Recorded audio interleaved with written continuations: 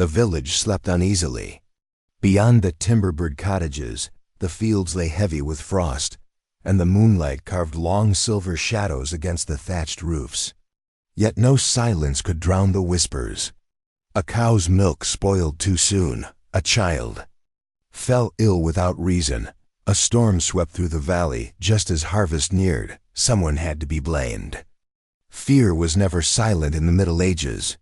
It traveled from mouth to mouth, turning suspicion into certainty, and certainty into accusation.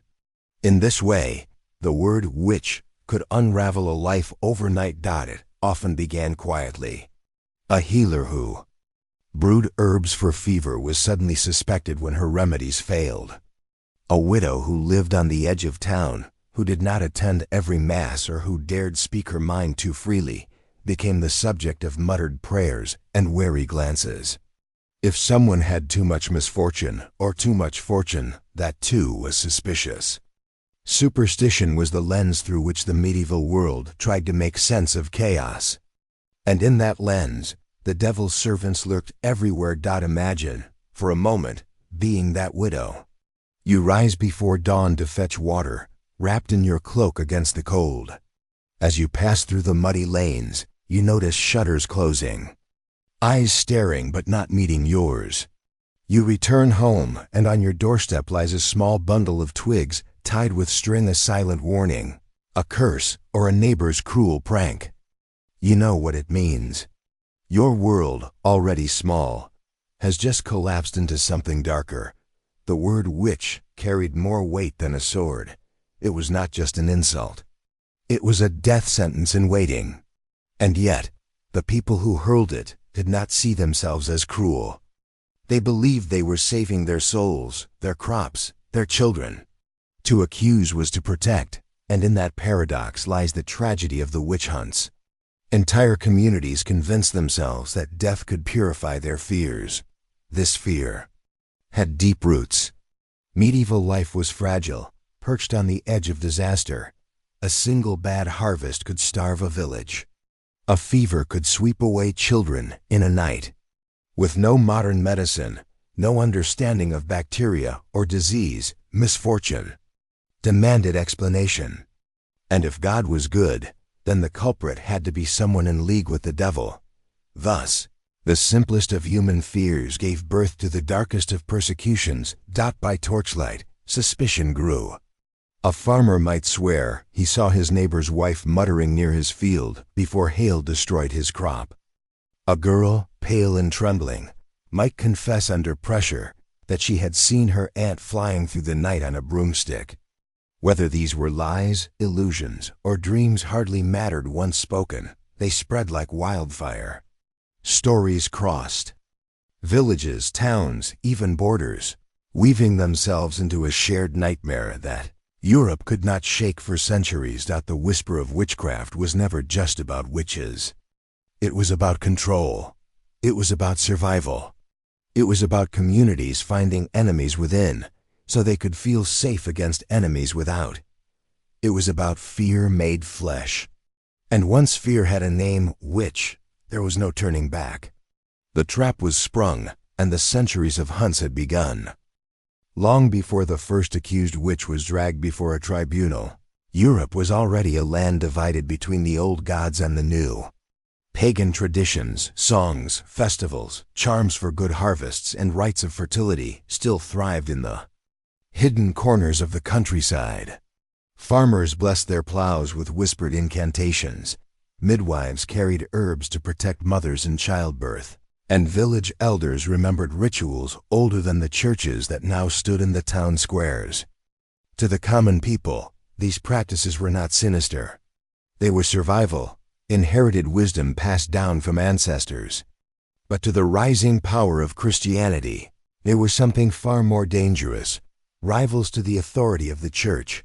The medieval church saw itself as the shepherd of souls, guiding humanity away from sin and into salvation. Anything that drew hearts and minds toward the old ways was branded a threat. The pagan gods were not dismissed as harmless myths. They were reinterpreted as demons, their rituals painted as devilish snares. What had once been a charm against sickness became a pact with Satan. What had once been a prayer to the earth for fertile fields became sorcery. By demonizing the past, the church consolidated control over the present. Yet the transition was not clean. Paganism did not vanish overnight. Instead, it was absorbed, reshaped, and twisted. Festivals like Samhain were transformed into All Hallows' Eve. Sacred groves were cut down and replaced with crosses, but villagers still whispered of spirits in the woods. The Christian calendar marched forward, yet underneath it pulsed an older rhythm. The church knew this, and it knew that where old practices survived, so too did the suspicion of witchcraft. Midwives, in particular, stood at the crossroads of this clash. They possessed knowledge of herbs, remedies, and childbirth rituals that the church neither fully understood nor controlled. To a frightened community, a midwife could be a blessing when she delivered a child safely, or a curse if the infant died. It was a fragile line, one that could tilt into accusation with terrifying speed. And because women were the keepers of so many of these ancestral practices, the image of the witch became indelibly female. But it was not only women. Men who practiced astrology, alchemy, or folk healing also attracted suspicion. Any knowledge that lay outside the church's authority could be branded sorcery. The medieval mind was not one that tolerated uncertainty well. Mysteries were dangerous unless blessed by Scripture. And so slowly, the witch became the embodiment of all that was other, the pagan, the healer, the wise one, the rebel. Fear fed on this opposition. When plague struck, priests declared it was the devil's work, aided by his servants among the people. When crops failed, villagers muttered that witches had cursed the fields. Superstition became the bridge between disaster and explanation. And the church provided the framework. Satan was real, and his followers walked among them. The irony is striking. Many of the practices condemned as witchcraft had once been harmless traditions of gratitude, healing, or seasonal celebration. But reinterpreted through the lens of Christian theology, they became evidence of heresy. Thus, witch hunts were not born from nothing. They were born from this collision of worlds, where every flicker of the old faith became a spark for suspicion. By the late Middle Ages, the groundwork was set. Paganism had been painted as evil. Christianity had established the devil as a tangible force in everyday life, and ordinary people, caught between famine and faith, saw witches in every shadow. What followed was not merely a war on individuals, but a war on memory, on culture, and on the human urge to explain life's mysteries outside of official doctrine. The stage for centuries of fear was built, brick by brick, sermon by sermon, until suspicion became law and law became death. Life in the Middle Ages was a constant negotiation with survival. A single bad harvest could mean hunger through the winter. A fever could sweep away half a household, and a storm at the wrong time could destroy a year's worth of toil. In this fragile world, people sought explanations not in science, which was centuries away, but in faith, rumor, and suspicion. When God was good, who was left to blame when disaster struck? The answer whispered through every village. Witches. Imagine a small farming community. The fields are sown, but weeks pass without rain. The villagers gather at the church steps, muttering prayers, casting anxious glances skyward. When finally the skies do open, it is with hail, shredding the crops. That night, voices turn toward the widow who muttered to herself at the edge of the field. The same woman whose cat prowls the shadows. The same woman who sells herbs and charms when illness comes. It seems too convenient, too suspicious. Fear, once given shape, spreads faster than any storm. Suspicion was not born solely of religion. It thrived in the soil of jealousy, rivalry, and resentment. A neighbor who prospered while others failed could be accused of using dark powers to steal fortune. A quarrel between two families might suddenly escalate when one side suffered a sudden death or loss. Old grudges turned into new charges, and the language of witchcraft became the sharpest weapon of all. Even within households, suspicion brewed. Children's nightmares, unexplained illnesses, or livestock that sickened and died could all point to someone's hidden pact with the devil. Women bore the brunt of this scrutiny. Their work in midwifery and healing, their role in fertility and childbirth, placed them closest to life's most mysterious boundaries. When life was preserved, they were thanked. When life was lost, they were condemned. A mother who lost 3 infants in succession might be pitied, but a midwife who attended each birth would not escape whispers for long. Superstition filled every gap in knowledge. Lightning striking a barn was not random. It was evidence that someone had called down heaven's wrath. A cow's milk curdling was not natural. It was proof that a witch had cursed the herd. A child's sudden fits might be illness, but villagers swore it was possession, evidence that Satan had crept in through human hands. Every misfortune demanded a culprit, and in small, tight-knit communities, it was easier to turn on one of their own than accept that the world was governed by chance. Suspicion did not remain private. Once a whisper began, it traveled, carried by gossip over shared bread, over ale in the tavern, over muttered prayers in church pews. Each telling added fuel to the fire. Soon, what began as a rumor hardened into certainty. A neighbor was no longer merely strange, she was dangerous. And once a person was marked as dangerous, the next step was inevitable. The village would find a way to act. This atmosphere of suspicion created an invisible prison for many. To be different was to be at risk. To be poor, widowed, eccentric, or simply unlucky was to live under a shadow. Communities bound together by survival turned inward, seeking safety by sacrificing those who stood at the edges. The witch, in truth, was often nothing more than a scapegoat for fear too great to bear. And yet, fear has a way of disguising itself as justice. To the villagers, accusing a witch was not cruelty, it was protection.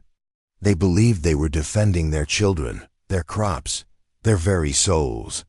In their eyes, it was not suspicion, but righteousness.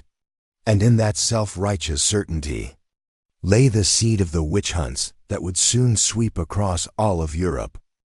If whispers in villages lit the spark, it was the church that fanned those sparks into flames. Medieval Europe was a world where religion touched every aspect of life, from birth to death, from the way bread was baked to the laws that governed nations. And within this vast system of faith and fear, the idea of witchcraft was not merely superstition, it was heresy. To accuse someone of sorcery was to declare they had aligned themselves with the devil, the eternal enemy of God, and the church. Determined to root out heresy, wielded immense power to investigate, prosecute, and condemn. The theological foundation was clear. The devil was real, and his influence on earth was tangible. Witches were not seen as misguided souls dabbling in charms. They were considered soldiers of Satan, a hidden army undermining Christendom from within. This framing turned ordinary villagers into threats not just against their neighbors, but against heaven itself. It was no longer a matter of suspicion. It was a cosmic battle, and the Church declared itself the only force capable of leading the fight. By the 13th century, the machinery of the Inquisition had been established. Its original purpose was to combat heresy movements that challenged the authority of the Church, such as the Cathars in southern France. But as the centuries passed, that same machinery turned its gaze toward witchcraft. The reasoning was simple. If heretics endangered the purity of the faith, witches endangered the purity of the soul.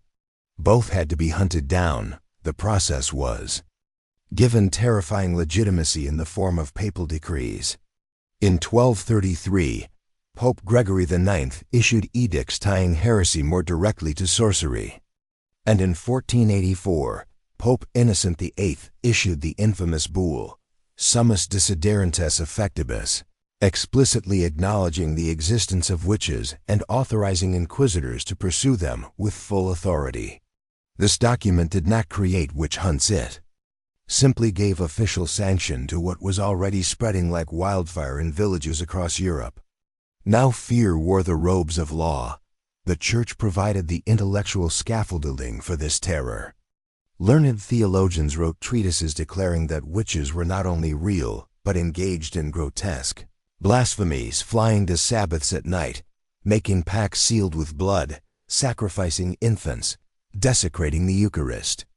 Whether these accusations had any basis in reality did not matter.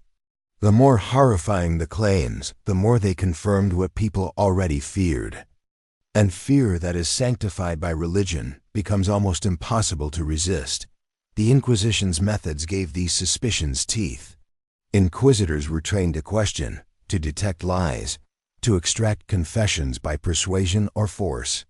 Their arrival in a town was enough to set hearts pounding, for it meant that suspicion would be turned into evidence, and evidence into punishment. Once the Church declared that witches walked among the faithful, no community could feel safe until it had proved its loyalty by rooting them out. This partnership of belief and authority created a system where justice became indistinguishable from fear. Villagers may have started the whispers, but it was priests, bishops, and inquisitors who turned those whispers into verdicts. And with each new bull, each new sermon warning against Satan's servants, the belief in witchcraft became harder to doubt. For if the Church itself declared witches were real, who would dare to say otherwise? By the late Middle Ages, the ground was fully prepared. Fear of witches was no longer just a rumor of the countryside. It was doctrine, law, and holy mission. And in the hands of the Church, that mission would claim tens of thousands of lives across Europe. When we imagine witches today, we conjure up images from folklore and fairy tales, hags hunched over bubbling cauldrons, cloaked figures muttering in the dark, or women flying across the sky on broomsticks. But in the Middle Ages, the witch was rarely a fantastical monster. She was a neighbor, a widow, a healer, someone who lived on the edge of society, sometimes literally at the edge of the village, and whose very existence made her vulnerable to suspicion. The accused were often women, and most often women who lacked the protection of a man. Widows and spinsters had no husband to defend them, no family powerful enough to intervene when rumors arose. Poverty made things worse. The poor depended on charity, and charity bred resentment. If a widow begged for bread and was refused, and later the baker's child fell ill, whispers quickly connected the dots. She must have cursed them. In a world where survival was already precarious, people looked for patterns, and every misfortune seemed to point to someone already marked as different. Yet not all victims were poor. Midwives and healers, women who possessed knowledge of herbs and medicine, often found themselves accused. Their skills, once valued, became suspect when outcomes turned tragic. A mother who lost her child in childbirth might later swear the midwife had invoked dark powers. A healer whose remedies failed could be condemned as having caused the illness herself. In truth, these women carried fragments of ancient pre-Christian knowledge, remnants of pagan practices, and that alone was enough to arouse the suspicion of both villagers and priests. But witchcraft was not exclusively a woman's burden. Men, too, were accused, though far less frequently. Cunning men, those who practiced folk magic, divination, or astrology, sometimes fell under the same scrutiny. In times of heightened hysteria, no one was immune. Even children and the elderly were swept up in accusations. The defining feature was not gender, but vulnerability. Those without power, without allies, without wealth or influence, stood at the greatest risk. Age, too, played a role. The elderly, especially women whose bodies bore the marks of time, were particularly at risk. Wrinkled skin, a hunched back, trembling hands, these became the outward signs of inward corruption. A bent figure shuffling down a lane at dusk could be transformed, in the imagination of a frightened villager, into a creature of the night consorting with demons. Physical frailty was recast as supernatural strength, the ordinary made ominous, and yet, accusations were not always born from misfortune alone. At times they were political. Land disputes, inheritance struggles, or simple rivalries could lead to deadly charges. Declaring someone a witch was a way to eliminate an enemy, to seize property, or to settle old scores. Once accused, even the most innocent person struggled to prove their innocence, for suspicion itself was treated as evidence. In the witch hunts, identity was weaponized. To be poor was dangerous. To be outspoken was dangerous. To be a healer was dangerous. To be simply unlucky was dangerous. Witchcraft was less about what one did than about what others chose to believe. And because belief was stronger than truth, countless lives were shattered by nothing more than the shape of a rumor. At its core, the medieval witch was not a monster from folklore, but a reflection of society's deepest fears. She embodied everything that made communities uneasy: poverty, independence, knowledge outside church control, or simply the misfortune of standing alone.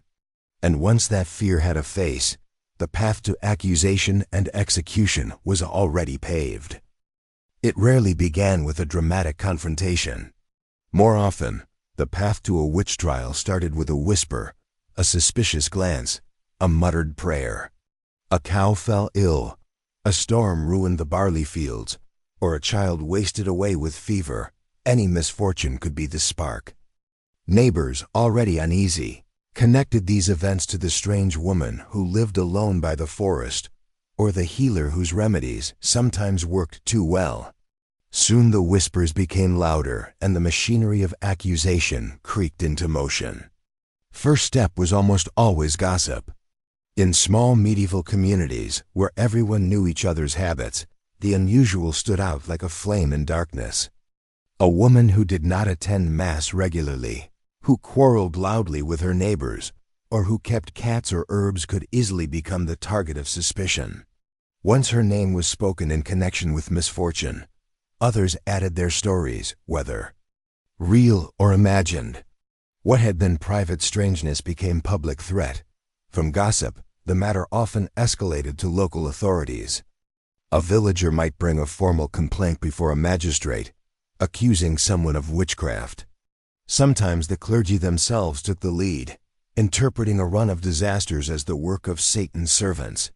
Once the machinery of law was engaged, the accused could rarely escape, for medieval justice prized confession above evidence, and suspicion was already treated as proof. The process was chillingly methodical. Accusations spread like fire because they created safety for the accuser. By naming a witch, one proved loyalty to God and the community. Silence was dangerous. It could imply sympathy or even complicity. Thus, when one person was accused, others often followed, dragged into the net of fear. A single confession wrung from trembling lips could implicate half a village. Each name spoken led to more arrests, more interrogations, more fear. Authorities encouraged this spiral. The Inquisition and secular courts treated witchcraft not as an isolated crime, but as a network of evil. No witch, they reasoned, acted alone. Therefore, every accused was pressured to name accomplices. Under torture or the threat of death, people named neighbors, friends, even family. Innocent lives were shattered because the machinery demanded new victims to keep itself alive. The accused were often stripped of rights before their trial even began. Their property could be seized, their reputations destroyed. They were denied the chance to face their accusers directly. Rumors were treated as testimony, and strange marks on the body moles, scars, birthmarks were displayed as witches' marks, signs of a pact with the devil. Even the accused's silence could be twisted into guilt. If they denied the charges, it was said Satan was giving them strength to resist. And so, accusation became a trap with no escape. To deny was to prove stubbornness. To confess was to seal one's fate. And to name others was to prolong the machinery of terror. Communities, once bound together by survival, turned inward. devouring themselves in the name of purity. A neighbor's word could condemn you, and your own words could condemn another. The witch hunt was not merely about punishing individuals. It was about preserving the illusion of control in a world that seemed endlessly hostile. In this system, justice became impossible. The machinery did not seek truth. It sought certainty. And certainty, once forged in fear, demanded victims. By the time a village called someone a witch, the trial's outcome was already written. The machinery of accusation existed not to find the guilty, but to make the guilty exist. Once the machinery of accusation had been set in motion, the trial itself unfolded like a grim theater, its outcome almost always preordained. To be accused of witchcraft in the Middle Ages was to stand against a tide that could not be resisted. The court, whether ecclesiastical or secular, did not seek truth as we might imagine it today. Instead, it sought confirmation of what was already believed, that witches were real, that they served Satan, and that they must be rooted out. The proceedings often began with an interrogation. At first, the questions might seem ordinary. Do you attend Mass? Do you know charms or spells? Have you ever spoken with spirits? But these questions were designed not to discover innocence, but to create traps. To admit knowledge of herbs could be twisted into proof of sorcery. To speak of dreams could be construed as evidence of dealings with demons. Even silence was dangerous. It was said the devil gave his servants the strength to withstand questioning. When words failed to yield confessions, the tools of torture waited. The law, both secular and ecclesiastical, permitted it under the logic that witches were liars by nature, their tongues guided by Satan, and only through pain could the truth be forced from them.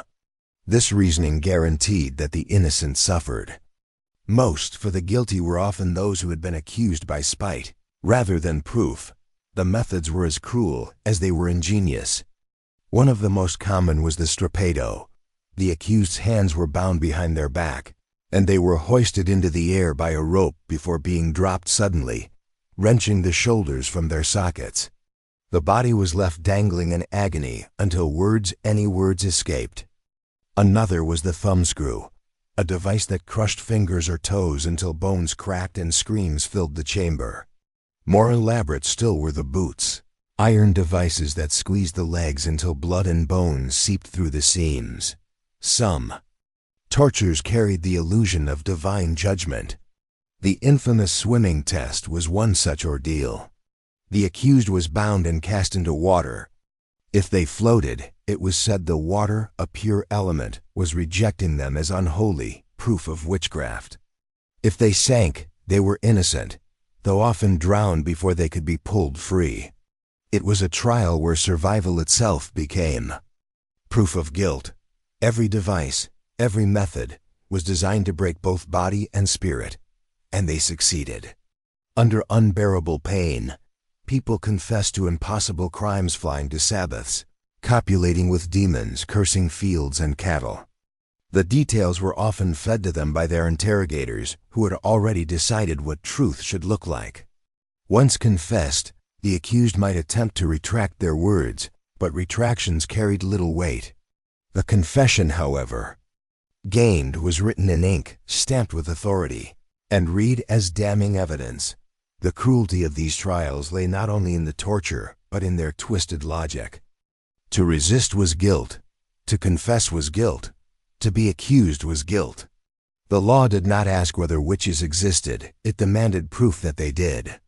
Every trial was less about the individual than about sustaining the myth. Communities, desperate for certainty, needed to see the machinery working, needed to see witches punished, so they could believe the devil had been driven back, if only for a time. In this theater of fear, justice became spectacle, pain became testimony, and innocence became irrelevant.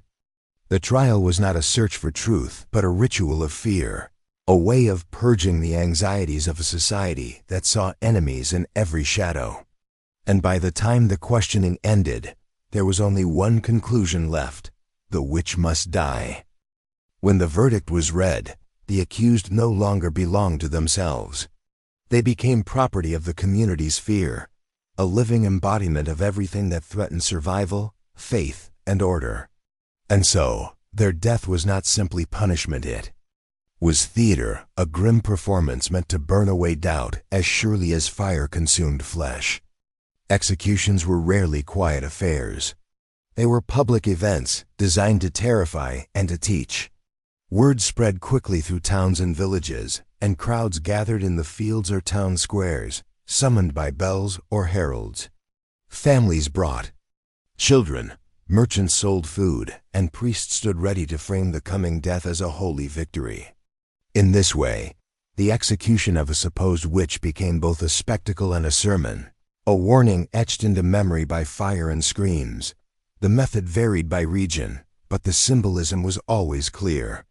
Hanging was common in England and parts of Northern Europe, while on the continent, burning at the stake became the favored punishment. Fire was not chosen merely for its finality, but for its symbolism. It was believed flames purified the soul, cleansing the world of corruption. To see a witch consumed by fire was to witness evil destroyed in the most visible, unmistakable way. The condemned were often led through the streets before their death, paraded as examples. They might be forced to wear humiliating garments or signs declaring their crimes. Along the way, the crowd hurled insults, stones, even prayers. Some wept, pitying the accused, but many more shouted with fervor, eager to believe they were watching justice unfold. For in condemning one among them, they could feel safer, at least for a time. At the stake, the ritual was heavy with symbolism. The accused might be bound with chains or ropes, sometimes smeared with pitch to hasten the flames. A priest would call on them to repent, to renounce the devil. Some did, desperate for salvation in their final moments. Others refused, clinging to silence or screaming defiance as the flames rose. In either case, the crowd interpreted their last words as proof of Satan's power, or proof of his defeat. For children, the memory of such a sight would linger for a lifetime. The crackling of fire, the smell of burning wood and flesh, the cries of a neighbor turned monster, these images carved themselves into the imagination of a generation. Parents told their children to remember what they saw, to live piously, to avoid suspicion. Fear passed from one soul to the next like an inheritance, yet not all executions ended in fire. In some places, bodies were broken on the wheel or dismembered, their remains displayed as warnings. In others, ashes were scattered to the wind, erasing any trace of the condemned from consecrated ground. Death was not enough. Memory itself had to be annihilated. The community sought not only to kill the witch but to erase their humanity, to transform them into a symbol of fear conquered. And still, the executions did not bring peace. For every witch burned, hanged, or broken, misfortune continued. Crops still failed, plagues still came, storms still ravaged the land. The cycle of fear demanded more victims, and the spectacle had to be repeated. The community believed it was purging itself of evil, yet each death only deepened the wound, feeding a hunger that would never be sated. In this way, execution became both an end and a beginning. An end for the condemned, who perished in agony, and a beginning for the next hunt, the next rumor, the next trial. For in the Middle Ages, fear was never buried, it was fed, and its flames burned as brightly as the pyres that lit the night sky. Behind the sermons and the spectacles, behind the cries of piety and the thunder of church bells, there was another truth to the witch hunts, one far colder, quieter, and more pragmatic. Accusations of witchcraft were not only weapons of fear, they were also weapons of profit. Each trial, each execution, carried with it an economic shadow, and those shadows enriched many while destroying the lives of the accused. The law allowed for the confiscation of property belonging to a convicted witch. Land, livestock, houses, tools, everything could be seized by local authorities or redistributed to accusers. A widow who owned a modest plot of land might suddenly find herself accused. her death ensuring that her property passed into the hands of her wealthier neighbors or the ruling lord. In this way, the accusation of witchcraft became not only a spiritual act of purification, but also a financial transaction. The poorer the victim, the less she could defend herself. The wealthier she was, the more tempting her possessions became. To those who stood to gain, even the trials themselves carried a cost, and that cost was placed on the accused. They were charged for their imprisonment, their food, the services of their interrogators, even the ropes and wood used in their execution. By the time the verdict was reached, the accused and their families were often ruined, crushed under debts. For a death they could not prevent, the process turned suffering into revenue, ensuring that fear continued to fund itself. Inquisitors and magistrates, too, found profit in the machinery of accusation. The more witches discovered, the greater their reputation for vigilance and piety. Success in rooting out sorcery could lead to promotion, to prestige, even to wealth. Entire towns gained infamy as strongholds of the devil, attracting inquisitors who saw opportunity in the hysteria. To question the existence of witches was to risk being branded a sympathizer. To find witches everywhere was to prove one's loyalty and increase one's standing. The ripple of profit spread further still. Executioners, scribes, jailers, all were paid for their part in the ritual. Taverns and markets flourished during public executions, as crowds gathered and spent money. A witch burning could resemble a fair, with food, drink, and commerce woven into the spectacle of death. Fear was not only a tool of control, it was an industry, feeding countless hands at every level of society. And yet, the ones who profited most were often the ones least touched by the fear. Lords secured land, magistrates secured power, and inquisitors secured reputations. The villagers, meanwhile, were left with their fear intact, their neighbors dead, and their own lives made poorer. For every witch destroyed, the deeper problem remained. Famine, disease, storms, the uncontrollable misfortunes of a fragile world. The hunt provided no solution, only the illusion of control. The true cruelty of the witch hunts lay in this paradox. They were dressed in the robes of faith, spoken of in the language of salvation, but beneath them lurked greed and opportunism. What looked like divine justice was, at times, little more than theft wrapped in fire and prayer. This economic undercurrent ensured that the hunts did not fade quickly. As long as there was something to be gained, land to be seized, debts to be erased, reputations to be built, the hunts continued. Fear was the spark, faith was the fuel, but profit was the quiet hand that kept the flames alive. And so thousands perished not only because their neighbors feared them, but because their deaths served someone else's gain. Though whispers of witchcraft could begin in any village, the fury of the hunts grew into something much larger, an epidemic that swept across Europe with terrifying speed and intensity. From the late 14th century through the 17th, entire regions fell into waves of hysteria, each accusation feeding another, each execution justifying the next. The pattern repeated again and again, until tens of thousands had been condemned. Germany became the epicenter of this storm. No land burned more witches than the Holy Roman Empire, where fragmented territories meant dozens of small courts and local rulers, each competing to prove their zeal. In towns like Würzburg and Bamberg, mass trials erupted, consuming hundreds in a matter of months. Entire families were wiped out. Children, scarcely old enough to speak, were accused of riding to Sabbaths in the night. The frenzy grew so great that sometimes the judges themselves were accused, dragged into the same fires they once commanded. France, too, bore its share of horrors. In Normandy and Lorraine, outbreaks of trials turned neighbors into executioners.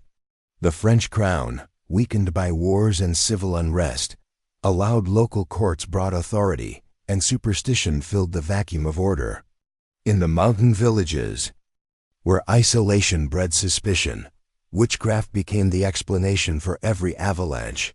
Every failed crop, every stillborn child. England and Scotland carved their own bloody paths. In England, Parliament's Witchcraft Act of 1542 made witchcraft a capital crime, and later laws tightened the noose further. Yet it was in Scotland that fear reached its fiercest pitch.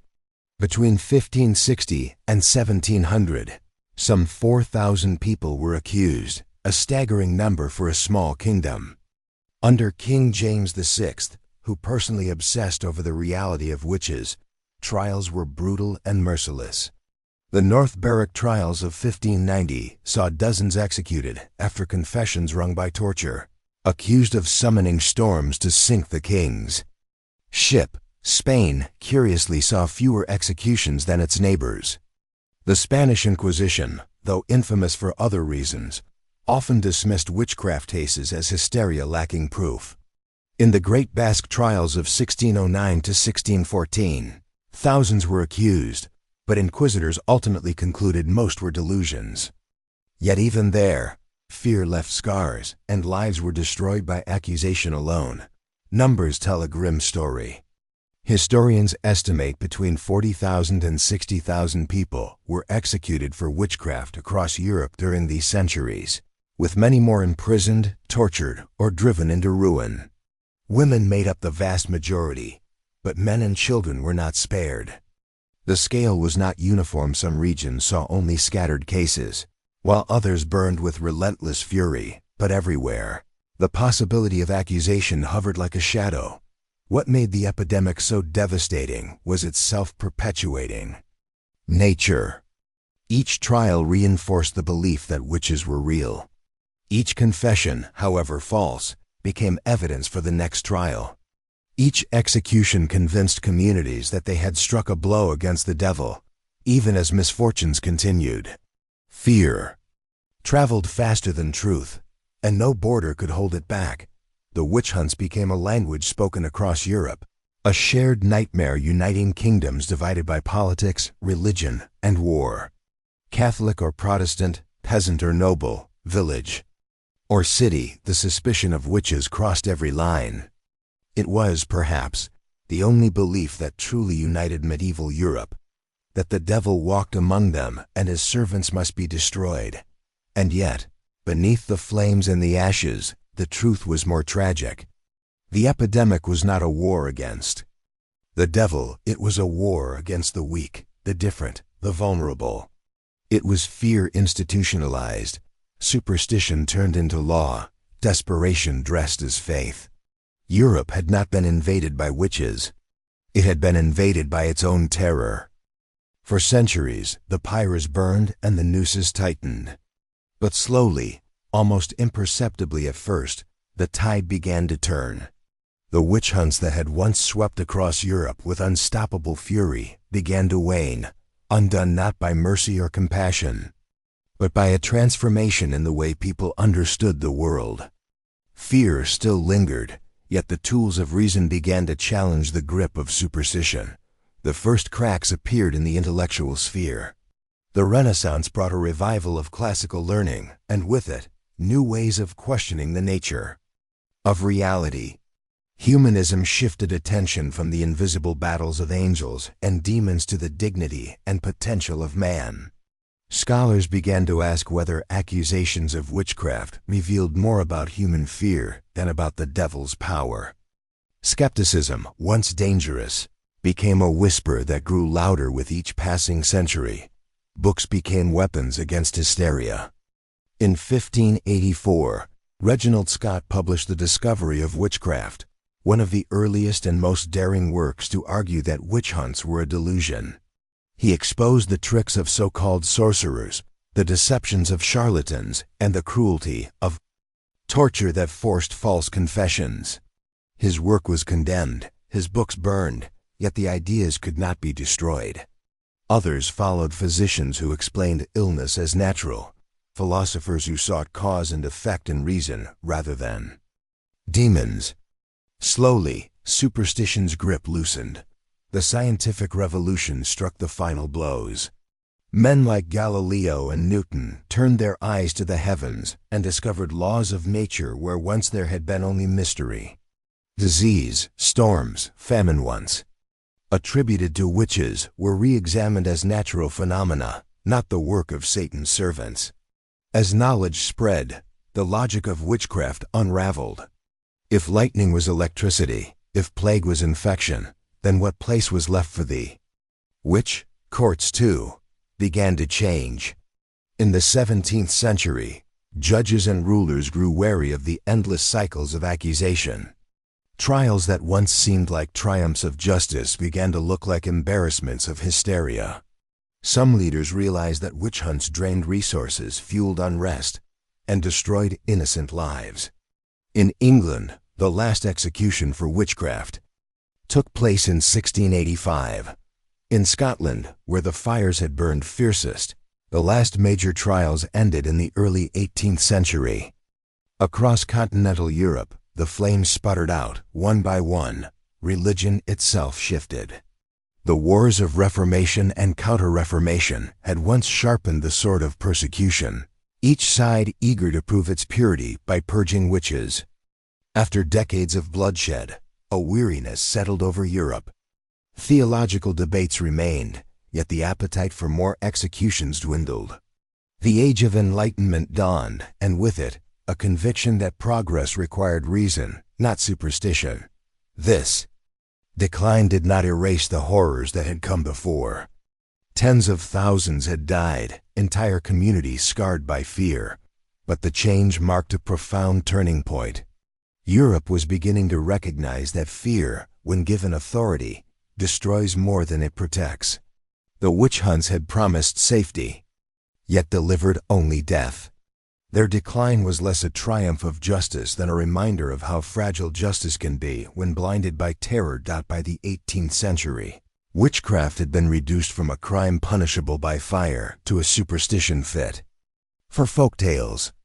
The witch became no longer an enemy of Christendom, but a figure of storybooks, of cautionary tales whispered to children by the hearth. And so, the nightmare that had consumed Europe for centuries faded into memory, leaving behind both relief and shame. But memory, as history shows, is never enough to guarantee that fear will not rise again. The fires that once lit Europe's nights with the screams of the condemned may have burned out, but their shadows linger still. The witch hunts of the Middle Ages left scars far deeper than the ash-stained earth beneath gallows and stakes. They revealed how quickly fear could become law, how swiftly faith could be twisted into a weapon, and how easily ordinary people could be persuaded to destroy one another in the name of protection. The legacy of the hunts is not simply a tale of superstition, but a warning etched into history. Tens of thousands of lives were lost, not because witches truly threatened the world, but because the world needed someone to blame. Every plague, every famine, every infant's cry turned into accusation. And those accusations found their mark on the weak, the different, the voiceless. Wives without husbands, healers with knowledge outside the church, the poor, the elderly, even children, all were consumed by a lie dressed as truth. Their deaths were not just executions. They were sacrifices made to the altar of fear. The echo of those centuries resonates in the stories we still tell. Fairy tales remember witches as monsters in forests, wicked stepmothers, or hags who feast on children. Yet these stories are twisted reflections of the real women who once lived and died, women whose only crime was being vulnerable in a suspicious world. The myth survived long after the pyres died out, shaping culture, shaping imagination, ensuring that witch would always carry with it a sting of dread. But the legacy reaches beyond folklore. Time and again, humanity has returned to the same dark pattern. Find the scapegoat, feed fear with sacrifice, and call it justice. The Salem witch trials of 1692 in the New World were direct echoes of Europe's hysteria, smaller in scale but identical in cruelty. In later centuries, political purges, racial persecutions, and ideological hunts repeated the same cycle under new names. Each time, The lesson of the witch hunts whispered through history, yet too often went unheeded, and yet there's also a strange kind of survival in this legacy. The memory of the accused has not been entirely lost. In some villages, records still bear their names. In others, monuments have been raised, apologies made centuries after the fires cooled. Scholars have studied their stories, poets have given them voices, and in remembering them, we preserve the truth that fear must never again be allowed to rule so blindly. The witch hunts were not a tale of monsters hiding in the dark. They were a tale of ordinary people, consumed by extraordinary fear. They remind us that the most dangerous force is not the devil whispered about in sermons, but the fear that takes root in human hearts and demands an enemy. And so, when we speak of witches today, we must remember not only the folklore and the legends, but the lives behind the word. Lives of women who healed, who worked, who loved, who were condemned not for what they did, but for what others believed. Their voices, silenced by fire and rope, call to us still, a warning, a plea, a reminder that the truest darkness of the Middle Ages was not witchcraft, but the fear that made neighbors into executioners. This is the legacy of the witch hunts. Not spells, not demons, not magic. Fear. Fear that ruled. Fear that killed. Fear that must never again be given such power.